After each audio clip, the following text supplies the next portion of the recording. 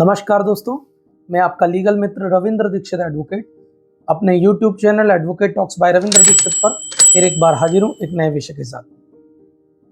Retirement के बाद शासकीय कर्मचारी को मिलने वाला रिटायरल ड्यूज उसका लीगल राइट होता है, उसका कॉन्स्टिट्यूशनल राइट होता है, वो राइट टू प्रॉपर्टी के अंतर्गत आता है। आर्टिकल 300A के अंतर्गत वो क्लेम उसका लीगल राइट है, कॉन्स्टिट्यूशनल राइट है, उसको किसी भी प्रकार से गवर्नमेंट रोक नहीं सकती। रिटायरल ड्यूज जैसे कि उसकी ग्रेजुटी की राशि, उसकी जीपीएफ की राशि, उसका पेंशन, ये सभी उसका कानूनी अधिकार है और वह उसको मिलना चाहिए, समय रहते उसको मिलना चाहिए। इसके लिए सरकार ने, राज्य सरकार और केंद्र सरकार दोनों ने पेंशन रूल्स बनाए हैं। इन पेंशन रूल्स के अकॉर्डिंग शीघ्र रिटायरमेंट के पश्चात ही पीपीओ जारी होकर उसको रिटायरल ड्यूज मिलना चाहिए। कभी कभी रिटायरल ड्यूज समय पर नहीं मिलते हैं कर्मचारियों को और कई वर्षों तक कर्मचारियों को अपने रिटायरल ड्यूज के लिए लड़ाई लड़ना पड़ती है। अपने कानूनी अधिकार, अपने लीगल अधिकार, अपने कॉन्स्टिट्यूशनल अधिकार के लिए कर्मचारी को एक टेबल से लेकर दूसरे टेबल तक कई बार जाना आना पड़ता है, उसको परेशान किया जाता है, उसका रिटायरल ड्यूज समय पर उसको नहीं दिया जाता है। ऐसी स्थिति में एक सेवानिवृत्त कर्मचारी, एक रिटायर्ड एम्प्लॉय क्या कर सकता है, किस प्रकार से रिट पिटीशन फाइल कर सकता है, इन सभी बातों पर आज के हम इस वीडियो में अपनी बात करेंगे। रिटायरल जो ड्यूज हैं उनको कंप्लीट करने के लिए, उनकी प्रोसेस को पूर्ण करने के लिए, उस प्रक्रिया को पूर्ण करने के लिए 1 साल पहले से ही जो है प्रक्रिया शुरू हो जाती है विभाग में। उसके विभिन्न पूरे सेवा काल में विभिन्न स्थानों पर किए जाने वाले कार्य का आकलन शुरू कर दिया जाता है। उस पर किसी प्रकार की कोई ड्यूज तो नहीं है, किसी प्रकार की कोई विभागीय जांच तो नहीं चल रही, किसी भी प्रकार का कोई विभागीय जांच के अंतर्गत कोई दंड तो नहीं दिया गया।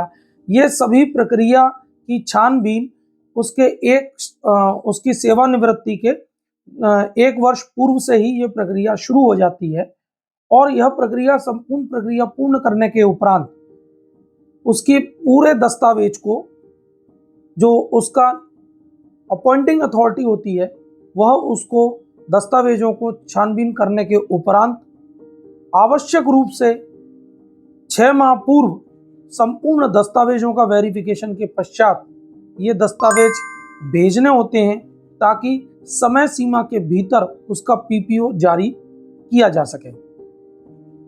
कर्मचारी के दस्तावेज वेरिफिकेशन के उपरांत जब ट्रेजरी डिपार्टमेंट को भेज दिए जाते हैं तब 2 माह के भीतर ट्रेजरी डिपार्टमेंट को अपनी संपूर्ण कार्रवाई संपादित करना आवश्यक होता है। संपादित कर लेने के पश्चात यदि किसी प्रकार की कोई त्रुटि ट्रेजरी डिपार्टमेंट को लगता है तो वह ऐसी टीप लगाकर संबंधित विभाग को भेज सकता है जहां पर सेवानिवृत्त कर्मचारी कार्य करता था और शीघ्र ही संपूर्ण प्रक्रिया को, संपूर्ण आपत्तियों को दुरुस्त करने के उपरांत ट्रेजरी डिपार्टमेंट से अपेक्षा रहती है कि वह रिटायरमेंट के साथ ही रिटायर्ड कर्मचारी का पीपीओ जारी करें, उसकी जीपीएफ, सीपीएफ, जीआईएस और ग्रेजुटी का अमाउंट उसको शीघ्र मिल सके, ऐसी अपेक्षा नियम अनुसार की जाती है।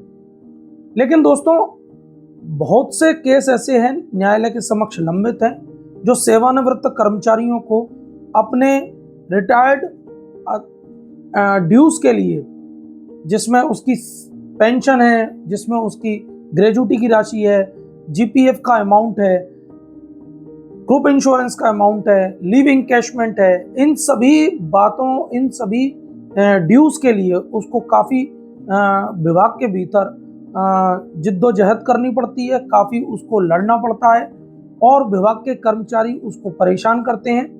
इन सभी बातों से कर्मचारी को उसका अधिकार प्राप्त करने से जानबूझकर वंचित किया जाता है, दूर किया जाता है। ऐसी स्थिति में ऐसा शासकीय कर्मचारी उच्च न्यायालय के समक्ष आर्टिकल 226 कॉन्स्टिट्यूशन ऑफ इंडिया के तहत रिट पिटीशन फाइल करके अपने रिटायरल ड्यूज की डिमांड कर सकता है। रिटायरल ड्यूज की डिमांड वह ब्याज सहित मांग सकता है, यह उसका लीगल अधिकार है। और यह रिटायरल ड्यूज जो है उसकी संपत्ति माने गए हैं हाई कोर्ट के विभिन्न निर्णय, सुप्रीम कोर्ट के विभिन्न निर्णय के अनुसार।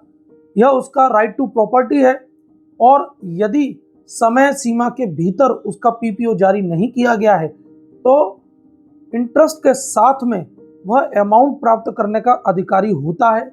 और ब्याज प्राप्त करना सेवानिवृत्ति लाभों पर उसका कानूनी अधिकार है, उसका संवैधानिक अधिकार है, जिसके लिए वह न्यायालय के समक्ष याचिका प्रस्तुत कर सकता है। दोस्तों, हाल ही में सुप्रीम कोर्ट ने भी सिविल अपील नंबर 6611/2015 ज्योतिर्मय रे versus the field general manager Punjab national bank and others के मामले में 6 नवंबर 2023 को एक महत्वपूर्ण फैसला पारित किया, जिसके अनुसार रिटायर्ड कर्मचारी ने सुप्रीम कोर्ट में अपील फाइल करी और यह निवेदन किया कि रिटायर्ड कर्मचारी को उसका रिटायरल ड्यूज जैसे कि पेंशन, लिविंग कैशमेंट, ग्रेजुटी और सीपीएफ अमाउंट में ब्याज के मिलना चाहिए। यह उसका हक है, यह उसका लीगल राइट है, यह उसका कॉन्स्टिट्यूशनल राइट है। आर्टिकल 300A के अंतर्गत यह उसकी राइट टू प्रॉपर्टी के अंतर्गत आता है। सुप्रीम कोर्ट ने इस विषय पर अपना महत्वपूर्ण फैसला दिया और सुप्रीम कोर्ट ने यह डिसाइड किया कि कर्मचारी को मिलने वाला ग्रेचुटी अमाउंट में इंटरेस्ट के मिलना चाहिए।